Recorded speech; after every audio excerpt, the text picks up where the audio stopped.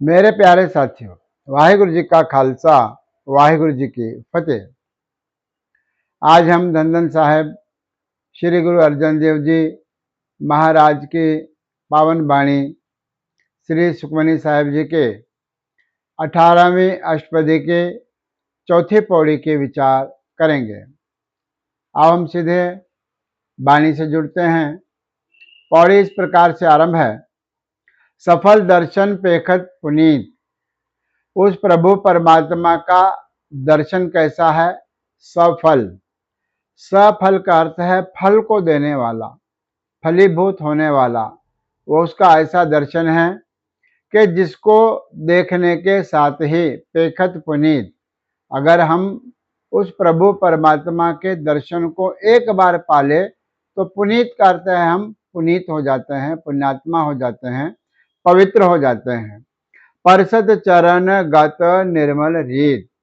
प्रभु परमात्मा के चरणों को परसने से अर्थात उसके दर्शन करने से, उसका स्पर्श करने से गत निर्मल रीत, हमारी जो गति है वह निर्मल हो जाती है और जो रीति है वह भी निर्मल हो जाती है। अर्थात सारा शरीर, सारी आत्मा और सारी बुद्धि पवित्र हो जाती है। बेटत संग राम गुण रवै। उस प्रभु परमात्मा का जब संग मिलता है तो राम प्रभु परमात्मा के गुणों का गायन वह जिज्ञासु करता है, गुरमुख करता है, गुरसिक करता है। भेटत संग, अगर मिल जाए प्रभु का संग तो प्रभु के गुणों का गायन किया जाता है। पार ब्रह्म की दरगह गवै। फिर उस गुरसिख की जो पहुंच है वह कहाँ तक हो जाती है? पार ब्रह्म की दरगह, उस अकाल पुरख परमात्मा की जो दरगाह है, दरगाह का अर्थ जो सचखंड है, जहाँ पर प्रभु का निवास है, गवय का अर्थ है वहां पर उसकी पहुंच हो जाती है। उस गुरसिख की परमात्मा के दरगाह में पहुंच हो जाती है जो राम का, परमात्मा का गुण गायन करता है। फिर कहते हैं सुनकर बचन करण आघाने। प्रभु परमात्मा के नाम को सुन करके, करण का अर्थ है हमारे कान, आघाने का अर्थ है तृप्त हो जाते हैं, भर जाते हैं उसके स्तुति से। क्योंकि आमतौर पे व्यक्ति को निंदा सुनने की आदत होती है। अगर उस निंदा के स्थान पर प्रभु परमात्मा के वचन सुने, उपदेश सुने, वाणी सुने तो हमारे जो कान है वो तृप्त हो जाते हैं। फिर किसी प्रकार की कोई बात सुनने की उसको आवश्यकता नहीं होती है। मन संतोष आत्म पतियाने। फिर उसका परिणाम क्या होता है? उसका परिणाम यह होता है कि मन संतोष, मन में संतुष्टि की भावना आ जाती है। आत्म पतियाने, जो हमारी आत्मा है वह पतीज जाती है, अर्थात प्रभु के उपदेश को मान लेती है और दयावान हो जाती है। फिर कहते हैं पूरा गुर अखियो जाका मंत्र। वह परमात्मा पूरा है, उसका मंत्र पूरा है।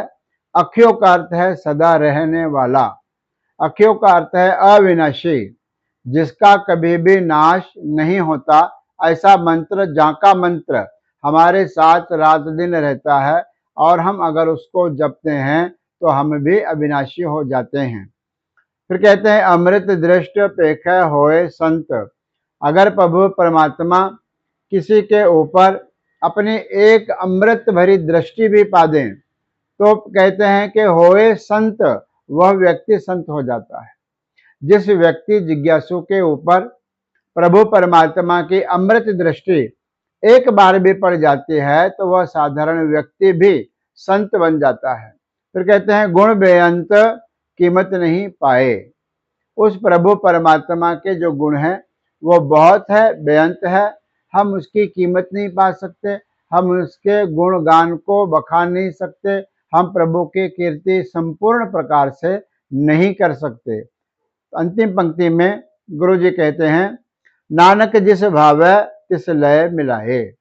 गुरु नानक देव जी महाराज के नाम की मोहर ला करके पंचम पातशाह महाराज फरमान करते हैं कि जिस भावै, वह प्रभु परमात्मा जिसको भी भावै, जो कोई भी उसको अच्छा लगता है, जो कोई भी उसको भा जाता है, तिस लय मिलाए। ऐसे गुरसिख को, जिज्ञासु को, भगत को वह प्रभु परमात्मा अपने आप में मिला लेता है। अपने आप में, अपने स्वयं के अस्तित्व के अंदर उसको जगह दे देता है, अर्थात वह भी व्यक्ति वहां जाकर के बैठता है। अब तो जाए चढ़े सिंहासन, मिले हैं सारंग पानी, राम कबीरा एक पए हैं, कोई ना सके पछानी। ऐसी अवस्था हो जाती है। फिर उस प्रभु के आसन पर बैठ के कोई दो नहीं रहते, प्रभु का स्वरूप ही हो जाता है। इस प्रकार के सुंदर विचार चौथे पौड़ी के अंदर गुरु महाराज ने की है। पांचवें पौड़ी की जो विचार है हम परसों करेंगे। आज इतना ही। धन्यवाद।